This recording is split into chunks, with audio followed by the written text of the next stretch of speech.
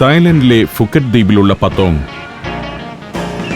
ഇവിടുത്തെ പിംനാര ബോട്ടിക് ഹോട്ടലിൽ നിന്ന് ഒന്ന് ഫ്രഷായി തെരുവിന്റെ കാഴ്ചകളിലേക്ക് ഇറങ്ങിയിരിക്കുകയാണ് ഞാൻ. ഹോട്ടലിന്റെ പരിസരം ജുങ് സൈലോൺ എന്നൊരു വലിയ മാളാണ്. ഒരു ഓപ്പൺ മാൾ. മുകളിലൊരു റൂഫ് ഉണ്ടെന്നേ ഉള്ളൂ. 2-3 നിലകളുള്ള കെട്ടിടങ്ങളാണ് രണ്ടു ഭാഗത്തും. എന്നാൽ അതിന്റെ നടുഭാഗം ഇങ്ങനെ സുവനീറുകളും കരകൗശല വസ്തുക്കളും ലഭിക്കുന്ന കിയോസ്കുകളാണ്. മറ്റൊരു ഭാഗത്താകട്ടെ റെസ്റ്റോറന്റുകളും. റെസ്റ്റോറന്റുകൾ എന്നാൽ അടച്ചു കെട്ടിയവയല്ല, ഓപ്പൺ റെസ്റ്റോറന്റുകൾ. വഴിയുടെ മുകളിൽ റൂഫ് ചെയ്തിരിക്കുകയാണ്. നമ്മുടെ കൊച്ചിയിലെ MG റോഡ് മുകളിലൊരു റൂഫ് നിർമ്മിച്ചാൽ എങ്ങനെയിരിക്കും? ആ വിധം തന്നെയാണ് ഈ തെരുവ്. ഗതാഗതം നിരോധിച്ച് കൂറ്റൻ പന്തലിട്ട് അതിന് താഴെ മനോഹരമായി ടൈൽ വിരിച്ച് അങ്ങിങ്ങ് കടകളും റെസ്റ്റോറന്റുകളും സജ്ജീകരിച്ചിരിക്കുന്നു. ആളുകൾ ഷോപ്പ് ചെയ്യാനും ഭക്ഷണം കഴിക്കാനുമെല്ലാമായി യഥേഷ്ടം നടക്കുന്നു. എറണാകുളത്തെ MG റോഡിനെയും ബ്രോഡ്വേയെയും എല്ലാം വാഹനം നിരോധിച്ച് ഈ വിധമാക്കാവുന്നതേയുള്ളൂ. പണ്ട് വാഹനങ്ങൾ ഓടിയിരുന്ന തെരുവുകളായിരുന്നു ഇതെന്നോർക്കണം. അതാണ് ഇപ്പോൾ ടൂറിസത്തിന്റെ ആഘോഷ കേന്ദ്രമായി മാറ്റിയിരിക്കുന്നത്. ചിലയിടത്ത് തെരുവ് കലാകാരന്മാർ, പ്രതിമാ മനുഷ്യരും മൈമിംഗ് കലാകാരന്മാരുമെല്ലാമുണ്ട്. ടിപ്പിടാനുള്ള ഒരു പെട്ടി സമീപത്ത് തുറന്നു വച്ചിട്ടുണ്ട്. ഒരു ഇന്ത്യക്കാരി ടിപ്പിടുന്നത് ലോകയാത്രക്കിടയിൽ ഞാൻ ആദ്യമായി കാണുകയാണ്. പത്തോങ്ങിനെ മൊത്തമായി കണക്കാക്കിയാൽ അതിന്റെ ചെറിയൊരു ശതമാനം ഭാഗമേയുള്ളൂ ജുങ് സൈലോൺ. പുറത്ത് വാഹനങ്ങൾ പോകുന്ന തെരുവിൽ ഇങ്ങനെ ചില കാഴ്ചകളുണ്ട്. ഒരു വാഹനത്തിന്റെ അപ്പർ ഡെക്കിൽ ഏതാനും കിക്ക് ബോക്സിംഗ് താരങ്ങൾ. അടുത്ത ദിവസം ഇവിടെ നടക്കാൻ പോകുന്ന ഒരു കിക്ക് ബോക്സിംഗ് ചാമ്പ്യൻഷിപ്പിന്റെ പ്രചരണ വാഹനമാണ്. നൈറ്റ് മാർക്കറ്റിലേക്കാണ് എന്റെ നടത്തം. ഇതാണ് നൈറ്റ് മാർക്കറ്റ്. ഒട്ടേറെ കടകൾ. ഏതുതരം ഭക്ഷണവും ലഭിക്കുന്ന ഒരു കേന്ദ്രമാണ് പത്തോങ്ങിലെ നൈറ്റ് മാർക്കറ്റ്. മത്സ്യം, മാംസം തുടങ്ങി ഏതുതരം ഭക്ഷ്യവിഭവങ്ങളും ഇവിടെയുണ്ട്. പച്ചക്കറികളും പഴങ്ങളും വേറെ. തായ്ലൻഡിലും മലേഷ്യയിലും വിളയുന്നവയാണ് ഈ പഴങ്ങളിലേറെയും. ഇതാ ചില മുട്ട വിഭവങ്ങൾ. കോഴിമുട്ട, കാടമുട്ട തുടങ്ങിയവ കൊണ്ടാണ് ഇതുണ്ടാക്കുന്നത്. ചൂടാക്കിയ കല്ലിൽ ആദ്യം മാവ് കൊണ്ടുള്ള ഒരു വളയമുണ്ടാക്കുന്നു. അതിന് നടുവിൽ ഒരു കാടമുട്ട പൊട്ടിച്ചൊഴിക്കുന്നു. മുട്ടയും വളയവും ചേർന്ന് വിചിത്രമായൊരു വിഭവമാണ് രൂപപ്പെടുന്നത്. ഇതിനു മുൻപൊരിക്കലും ഞാൻ കണ്ടിട്ടില്ലാത്ത വിഭവമാണിത്.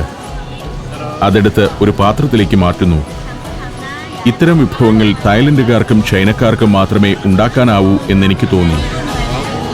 ഇവിടെ ഒരു കൂട്ടർ ചോളം വിവിധ രീതിയിലാക്കി വിൽക്കുന്നു.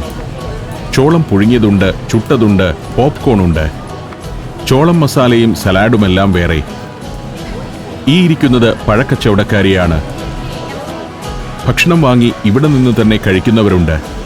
പാക്ക് ചെയ്തു വാങ്ങി ഹോട്ടലിൽ കൊണ്ടുപോകുന്നവരുണ്ട്. തെരുവോരത്ത് നിന്ന് ഗിറ്റാർ വായിച്ചു പാടുന്ന ഒരു സായിപ്പ്. മാസങ്ങളായി ഫുക്കറ്റിൽ താമസിക്കുന്നയാളാവാം. ഇവിടെ കൂന്തൽ, കണവ തുടങ്ങിയ വിചിത്ര കടൽ ജീവികളെ മുളംകൊമ്പിൽ കോർത്തു വെച്ചിരിക്കുന്നു.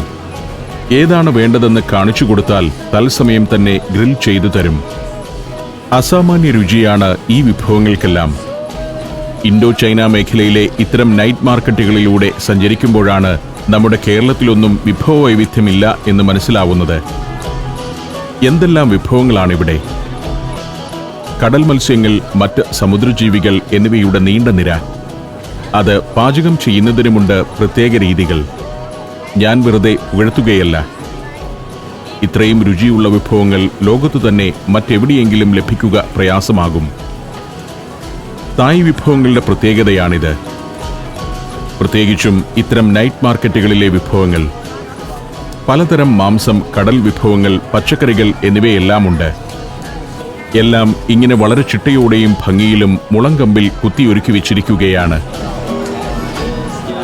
ചൂണ്ടിക്കാട്ടി കൊടുക്കുന്നത് ഗ്രിൽ ചെയ്ത് അപ്പോൾ തന്നെ കയ്യിലേക്ക് തരും.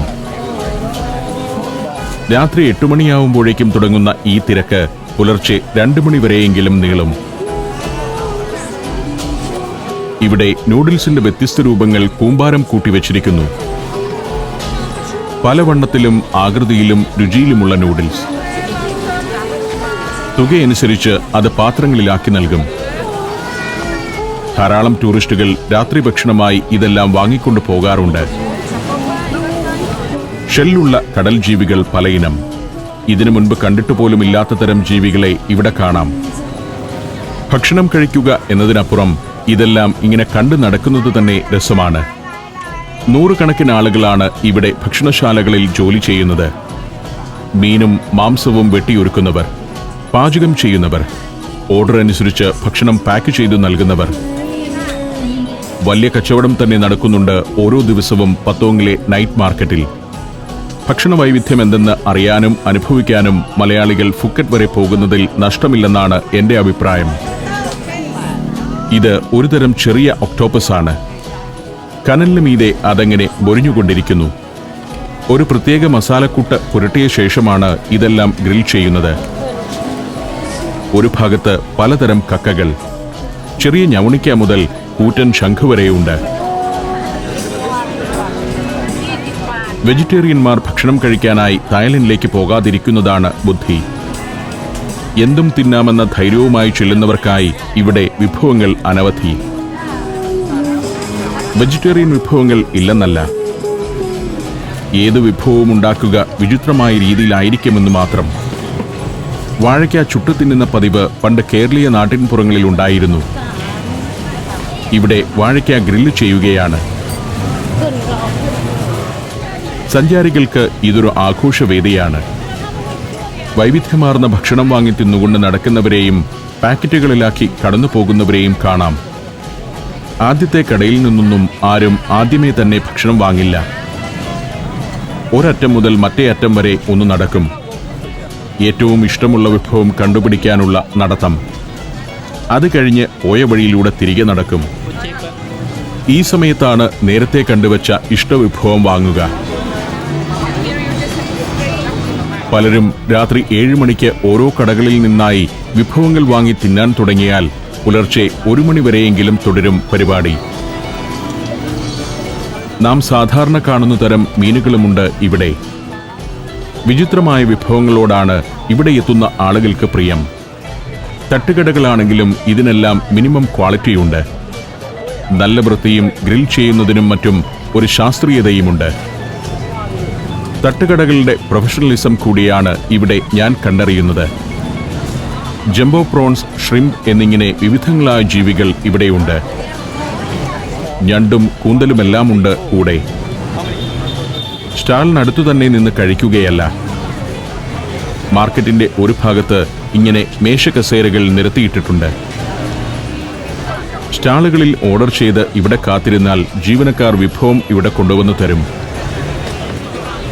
ആവശ്യക്കാർക്ക് വാങ്ങിക്കൊണ്ടുവന്ന് ഇവിടെ ഇരുന്ന് കഴിക്കുകയുമാവാം.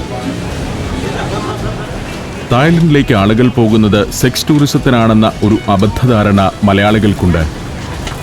തായ്ലൻഡിൽ ആകെ എത്തുന്ന ടൂറിസ്റ്റുകളിൽ 1% പോലും അത്തരം വഴികളിലേക്കൊന്നും പോകാറില്ല. ശരിക്കും സഞ്ചാരപ്രിയർ പോയിരിക്കേണ്ട ഒരു സ്ഥലം തന്നെയാണ് തായ്ലൻഡ്. അവിടെ എന്തു ചെയ്യണമെന്ന് തീരുമാനിക്കുന്നത് ഓരോരുത്തരുമാണല്ലോ. ടൂറിസത്തിന്റെ കാര്യത്തിൽ തായ്ലൻഡ് പ്രൊഫഷണലാണ്. ഏതൊരു സഞ്ചാരിയും ഇഷ്ടപ്പെടുന്ന നാട്. ഇത്തരമൊരു നൈറ്റ് മാർക്കറ്റിലേക്ക് എത്തിയാൽ ഭക്ഷണം കഴിച്ച് മടുക്കും. ഏത് വിഭവം ഓർഡർ ചെയ്യണമെന്നത് സംബന്ധിച്ച് ആശയക്കുഴപ്പവുമുണ്ടാവും. എല്ലാം ഒന്നിനൊന്ന് വ്യത്യസ്തം. നൈറ്റ് മാർക്കറ്റിൽ ഞാൻ 1.5 മണിക്കൂറോളം ചുറ്റിക്കറങ്ങി. നേരെ എതിർവശത്ത് ടൈഗർ കോംപ്ലക്സ് എന്നൊരു ബാറാണ് കാണുന്നത്. അതങ്ങനെ പ്രകാശത്തിൽ കുളിച്ചു നിൽക്കുകയാണ്. അവിടെ നിന്നും വീണ്ടും നടന്നെത്തിയത് ബംഗ്ലാ സ്ട്രീറ്റിന്റെ കവാടത്തിനരികിലേക്കാണ്. പകൽ വിജനമായി കിടന്ന സ്ട്രീറ്റിൽ ഇപ്പോൾ ജനം നിറഞ്ഞു നീങ്ങുകയാണ്. പത്തോങ്ങിന്റെ ഹൃദയഭാഗമാണിത്. നൈറ്റ് ലൈഫിന്റെ കേന്ദ്രം. പകൽ ധാരാളം വാഹനങ്ങൾ ഓടിയിരുന്ന തെരുവാണ്. പക്ഷേ സന്ധ്യയാവുന്നതോടെ വാഹനങ്ങൾ മുഴുവൻ നിരോധിച്ച് ആളുകൾക്ക് നടക്കാനുള്ള സ്ട്രീറ്റായി ഇതിനെ മാറ്റിയിരിക്കുന്നു. ഒരു വാഹനവും ഇവിടെയും പാർക്ക് ചെയ്തിടാൻ പോലും അനുവദിക്കില്ല.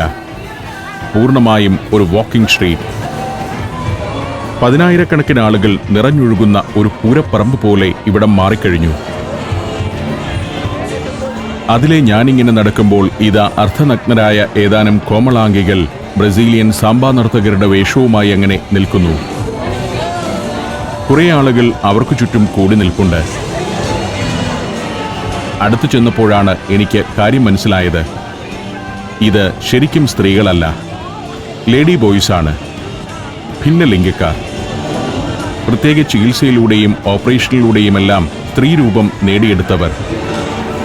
കൃത്രിമമായി സൃഷ്ടിച്ച മാറിടവും സ്ത്രൈണഭാവവുമെല്ലാമായി അവർ ആളുകളെ ആകർഷിച്ചുകൊണ്ടിരിക്കുന്നു. തായ് ഭാഷയിൽ ഇവർ കാത്തോയി എന്നറിയപ്പെടുന്നു. പുരുഷസുന്ദരികൾ. ഇവരുടെ കൂടെ നിന്ന് ഫോട്ടോ എടുക്കുന്നതിന് പണം നൽകണം. തായ്ലൻഡിൽ വളരെ കൂടുതൽ ലേഡി ബോയ്സ് ഉണ്ട്. ഫുക്കറ്റിൽ മാത്രമല്ല, തായ്ലൻഡിന്റെ എല്ലാ ടൂറിസം ഡെസ്റ്റിനേഷനുകളിലും ഇവരെ കാണാം. ബുദ്ധിസത്തിൽ ഭിന്നലിംഗക്കാർക്ക് ഒരു പരിഗണനയുള്ളതിനാൽ തായ് സമൂഹവും ഇവരെ അവഗണിക്കുന്നില്ല. ഏതാണ്ട് 2 ലക്ഷത്തോളം ഭിന്നലിംഗക്കാർ തായ്ലൻഡിൽ തന്നെയുണ്ടെന്നാണ് കണക്ക്. ശസ്ത്രക്രിയകൾ നടത്തി ഇവരെ ഈ വിധത്തിലാക്കി കൊടുക്കുന്ന ധാരാളം ഹോസ്പിറ്റലുകളും ഇവിടെയുണ്ട്. ഇന്ത്യയിലെ ഹൈന്ദവ തീർത്ഥാടന കേന്ദ്രങ്ങളിലൂടെയുള്ള സഞ്ചാരം പെൻഡ്രൈവിൽ സ്വന്തമാക്കാൻ ഇനി പറയുന്ന നമ്പറിലേക്ക് HP എന്ന് SMS ചെയ്യുക. HP എന്നീ 2 അക്ഷരങ്ങൾ മാത്രം. ഫോൺ 9995444222. ലേഡി ബോയ്സിനെ പിന്നിട്ട് ബംഗ്ലാ സ്ട്രീറ്റിലൂടെ ഞാൻ വീണ്ടും മുന്നോട്ട് നടക്കുകയാണ്. രാത്രിയിലെ ആഘോഷത്തിന്റെ തെരുവാണ് ബംഗ്ലാ സ്ട്രീറ്റ്.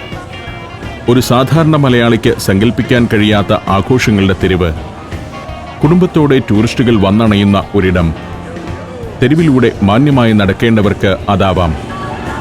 തെരുവോരത്തെ കാഴ്ചകൾ കണ്ടും ഭക്ഷണം കഴിച്ചും ഷോപ്പിംഗ് നടത്തിയും പോകാം. ബീച്ചിലേക്ക് ചെല്ലാം. അതിനപ്പുറമുള്ള സാഹസങ്ങളിലേക്ക് പോകേണ്ടവർക്ക് അതിനുള്ള സൗകര്യവുമുണ്ട്. ഹാപ്പി അവറിൽ ബിയറിന് 80 ബാത്താണ് വിലയെന്ന ബോർഡുമായി പെൺകുട്ടികൾ. ഇക്കാണുന്നതൊന്നും റെസ്റ്റോറൻറ്റുകളല്ല, ബാറുകളാണ്. 100 കണക്കിന് ആളുകൾക്ക് ഒരേ സമയം നിരന്നിരിക്കാവുന്ന ബാറുകൾ. ഗോഗോ ബാറുകൾ എന്നാണ് ഇത് പൊതുവെ അറിയപ്പെടുന്നത്. നേരം 8 മണി കഴിഞ്ഞിട്ടേ ഉള്ളൂ. ഇതൊന്നും ഇവിടെ ഒരു സമയമല്ല. രാത്രി 12 മണിക്കും 1 മണിക്കുമെല്ലാമാണ് ഈ തെരുവുകളൊക്കെ ഏറ്റവും സജീവമാവുക. ചില ബാറുകളിലൊക്കെ ഇപ്പോൾ തന്നെ ആളുകൾ നിറഞ്ഞു കഴിഞ്ഞു. ബാറുകളിലും റെസ്റ്റോറൻറ്റുകളിലുമെല്ലാം അല്പവസ്ത്രധാരികളായ യുവതികൾ പതിവ് കാഴ്ചയാണ്. അതിവിടെ ഒരു അഭംഗിയോ അശ്ലീലമോ അല്ല. ഇവിടെ സാധാരണഗതിയിൽ ഗ്രാമീണ മേഖലയിൽ പോലും സ്ത്രീകൾ ഷോർട്സ് ധരിച്ചാണ് നടക്കുന്നത്. അതുകൊണ്ട് തന്നെ ഇവിടെ വന്നു കഴിഞ്ഞാൽ അല്പവസ്ത്രധാരണികളായ സ്ത്രീകളെ കാണുന്നത് അത്ര കൗതുകമൊന്നുമുള്ള കാര്യമല്ല.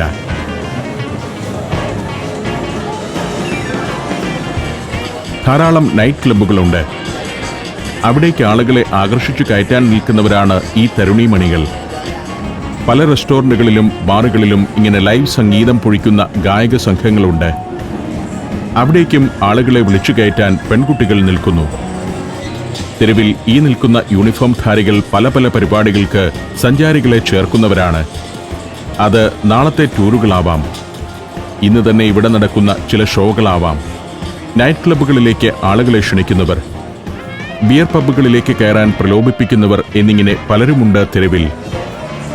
ഇതിനെല്ലാം പുറമെ അഭിസാരികമാർക്ക് വേണ്ടി ആളുകളെ ക്യാൻവാസ് ചെയ്യാൻ തെരുവിൽ കറങ്ങി നടക്കുന്നവരും ധാരാളം. ബംഗ്ലാ സ്ട്രീറ്റ് ശരിക്കും ഒരു ആഘോഷ തെരുവാണ്, ഉല്ലാസത്തിന്റെ തെരുവ്. ഒരു സിൻ സിറ്റി എന്ന് വേണമെങ്കിലും ഇതിനെ വിശേഷിപ്പിക്കാം. കാസിനോകൾ ഇല്ലെന്ന ഒരു കുറവേയുള്ളൂ. ബിയറാണ് ഇവിടെ പഥ്യം. എല്ലാവരുടെയും മുന്നിൽ ബിയർ കുപ്പികൾ കാണാം. ആളുകൾ ഹാർഡ് ലിക്വർ കഴിക്കുന്നത് അധികം കാണുന്നില്ല. ഏതു നേരത്തും സെൽഫി എടുത്തു നടക്കുന്ന മണ്ടന്മാർ ഇവിടെയുമുണ്ട്. ദൈർഘ്യമേറിയ ഒരു തെരുവാണ് ബംഗ്ലാ സ്ട്രീറ്റ്. അതിലൂടെ ഞാൻ വീണ്ടും മുന്നോട്ട് നടക്കുകയാണ്. സ്ട്രീറ്റിന്റെ ഇരുഭാഗത്തും ഇക്കാണുന്നതെല്ലാം ബാറുകളാണ്. അതിന്റെ എല്ലാം വാതിക്കൽ ഇങ്ങനെ വിളിച്ചു കയറ്റാൻ കുറെ പേർ നിൽക്കുന്നുണ്ട്. പക്ഷേ ഈ നിൽപ്പിന് പിന്നിൽ അവർക്കെല്ലാം മറ്റൊരു ബിസിനസ് ലക്ഷ്യം കൂടിയുണ്ട്. ഒരു തെരുവ് പോലെ അകത്തേക്ക് ഈ നീണ്ടുകിടക്കുന്നത് ഒറ്റയൊരു ബാറാണെന്നത് അവിശ്വസനീയമായി തോന്നാം. ഇവിടെ ഇതാ ഓസ്ട്രേലിയക്കാരെ ആകർഷിക്കാൻ ഒരു ബാർ, കങ്കാരു ബാർ.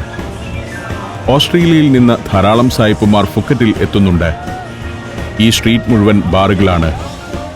പകൽ നേരത്ത് ഇതുവഴി നടന്നപ്പോൾ രാത്രിയിൽ ഈ തെരുവിന്റെ ഭാവമാകെ മാറുമെന്ന കാര്യം ഞാൻ പറഞ്ഞത് പ്രേക്ഷകർ ഓർക്കുന്നുണ്ടാവും. രാത്രിയിലെ ബംഗ്ലാ സ്ട്രീറ്റ് ഇതാണ്. മിക്ക ബാറുകളിലും ലൈവ് ബാൻഡുകളുണ്ട്. കുട്ടികളും കുടുംബവുമൊക്കെയായാണ് പലരും ഈ ബാറിൽ വരുന്നത്.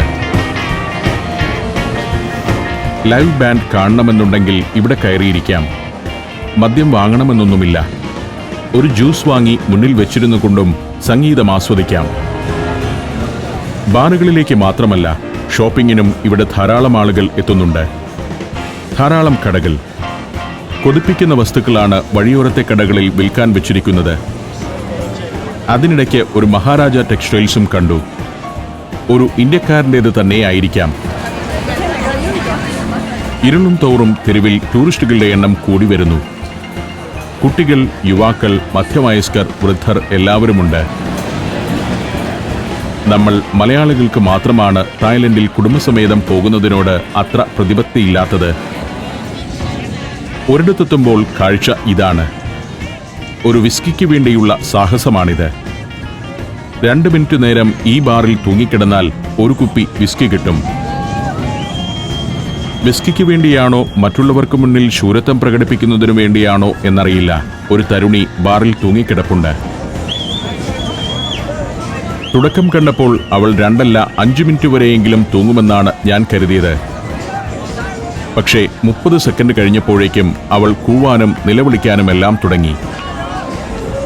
തെരുവിലൂടെ നടന്നു പോയവരെല്ലാം ഇവൾ വിസ്കി കരസ്ഥമാക്കുമോ എന്നറിയാൻ വേണ്ടി ചുറ്റും കൂടിയിരിക്കുന്നു. 2 മിനിറ്റിന് പകരം 40 സെക്കൻഡ് കഴിഞ്ഞപ്പോഴേക്കും അവൾ ഇറങ്ങി ഓടി. ഇനി ആരെങ്കിലും ഉണ്ടോ എന്നായി ചോദ്യം. ഏതായാലും പരിപാടി കാണാൻ കുറെ പേർ കൂടിയിട്ടുണ്ട്. വീണ്ടും ഒരു യുവതി. കായികക്ഷമത വളരെയേറെയുണ്ടെന്ന് തോന്നിയ ഒരു പാശ്ചാത്യ വനിതയാണ്. അവർക്ക് 30 സെക്കൻഡിൽ കൂടുതൽ തൂങ്ങാനായില്ല. കുറെ നേരം നിന്നെങ്കിലും അവിടെ ആരും ജയിക്കുന്നത് കാണാത്തതിനാൽ ഞാൻ നടത്തം തുടരുകയാണ്. രസകരമായ ഒരു കാര്യം, ഇന്ത്യക്കാർക്ക് ഈ റെസ്റ്റോറന്റുകളെക്കുറിച്ചൊന്നും വലിയ മതിപ്പില്ലെന്നതാണ്. ഇന്ത്യക്കാരുടെ അടുത്ത് ഇവിടുത്തെ ഏജന്റുമാർ വന്ന് ചോദിക്കുന്നത് മറ്റു ചില കാര്യങ്ങൾ മാത്രമാണ്. ഇത്തരം ബാറുകളിൽ കയറുകയോ വലിയ പണം മുടക്കുകയോ ടിപ്പ് നൽകുകയോ ചെയ്യുന്ന കാര്യത്തിൽ ഇന്ത്യക്കാർ നന്നേ പിറകിലാണെന്ന് തായ്ലൻഡുകാർക്ക് നന്നായി അറിയാം. അതുകൊണ്ട് തന്നെ തായ്ലൻഡിലെ ഇത്തരം സ്ഥലങ്ങളിലൊന്നും ഇന്ത്യക്കാരോട് വലിയ മതിപ്പുമില്ല. രാവിലെ കനം കൂടുന്നതോടെ ഇത്തരം ചില നർത്തകർ ബാർ ടേബിളുകളിൽ രംഗപ്രവേശം ചെയ്യും. സംഗീതത്തിനനുസരിച്ച് ശരീരത്തിന്റെ ചെറുചലനവുമായി അവരങ്ങനെ നിൽക്കുന്നു. ഇവരും തായ് ടൂറിസവുമായി ബന്ധപ്പെട്ട ഒരു ഉപവ്യവസായത്തിലെ കണ്ണികളാണ്. എല്ലാവരും ഫുക്കറ്റ് നിവാസികളാകണമെന്നില്ല. സവിശേഷമായ തായ് ടൂറിസം വ്യവസായത്തിൽ കണ്ണിച്ചേരാൻ തായ്ലൻഡിന്റെ ഉൾനാടുകളിൽ നിന്നുവരെ എത്തുന്നവരാണ്. കൂടാതെ മ്യാൻമർ, ലാവോസ് എന്നിവിടങ്ങളിൽ നിന്നും ഇത്തരം പെൺകുട്ടികൾ ഫുക്കറ്റിലേക്കും ബാങ്കോക്കിലേക്കും പട്ടയിലേക്കും എത്തുന്നുണ്ട്. ഫുക്കറ്റിന്റെ പത്തോങ്ങിന്റെ രാത്രി ജീവിതം കണ്ടിട്ടില്ലാത്തവർക്കായി, നൈറ്റ് ലൈഫ് എന്താണെന്ന് കണ്ടിട്ടില്ലാത്തവർക്കായി ഞാൻ ഈ ദൃശ്യങ്ങൾ ക്യാമറയിൽ പകർത്തുകയാണ്.